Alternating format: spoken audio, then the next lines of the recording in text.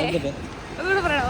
Hello guys, 20 വർഷങ്ങൾക്ക് മുന്നേ പണ്ട് അങ്ങ് തിരുവിതാംകൂർ രാജാക്കന്മാർ ഭരിച്ച കാലത്തില് ഇവിടെ പണിത, അതേ സമയത്ത് ഇവിടെ പണിത ഒരു പടുകൂട്ടൻ ബംഗ്ലാവാണ്. ബംഗ്ലാവല്ല, പടുകൂറ്റൻ കെട്ടിടമാണിത്. ഇതിനെ ചെകുത്താൻ ഗോപുരം എന്നാണ് ഇത് അറിയപ്പെടുന്നത്. ഞാനിപ്പോ തിരിച്ചു കാണിക്കാം.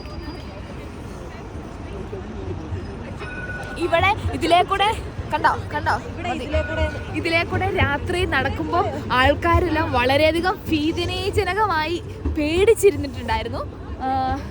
ഇപ്പൊ കൂടെ ഇതിനെ എല്ലാവരും ലൂസിഫർ കോട്ട എന്നാണ് പറയുന്നത്.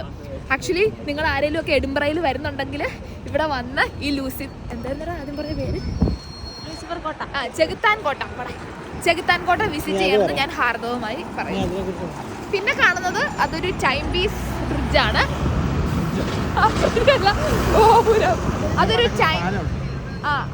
നിങ്ങൾക്കറിയോ ഗൈസ്, അതിന്റെ ഉള്ളില് കെട്ടിക്കിടക്കണ കുറെ രഹസ്യങ്ങളുണ്ട്.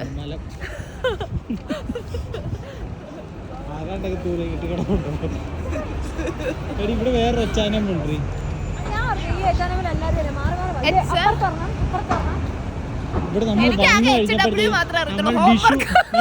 നമ്മൾ ഡിഷു എന്ന് പറയുന്നൊരു ഹോട്ടലിൽ നിന്നാണ് വളരെ സ്വാദിഷ്ടമായ ഞങ്ങൾ ഭക്ഷണം കഴിച്ചു.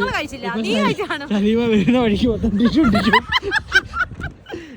ഡിഷു എന്ന് വിട്ടുവിട്ട് വരുന്ന വഴിക്ക് ഡിഷു ആയതുകൊണ്ട് റോഡിൽ ആർക്കും നടക്കാൻ പോലും വയ്യ, അമ്മാതിരി ഡിഷു ആയിരുന്നു.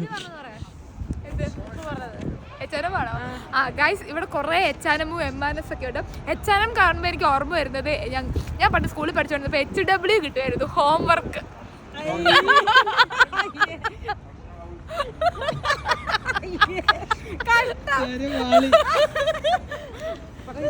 സലീമയ്ക്ക് എന്താണ് ഈ ഗ്രാമത്തെ കുറിച്ച് പറയാനുള്ളത്? ഈ ഗ്രാമം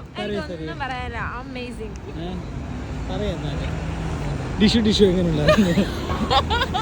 സലീമ വരുന്ന വഴിക്കെല്ലാം ഡിഷും ചട്ടയപ്പട്ടേ. അയാൾ അവിടെ എന്തിനോ വേണ്ടി പീപ്പി ഊതിക്കൊണ്ടിരിക്കുകയാണ്. ഞാൻ സ്ലോ മോയിൽ നടന്നു വീഡിയോ എടുത്തു. അങ്ങോട്ട്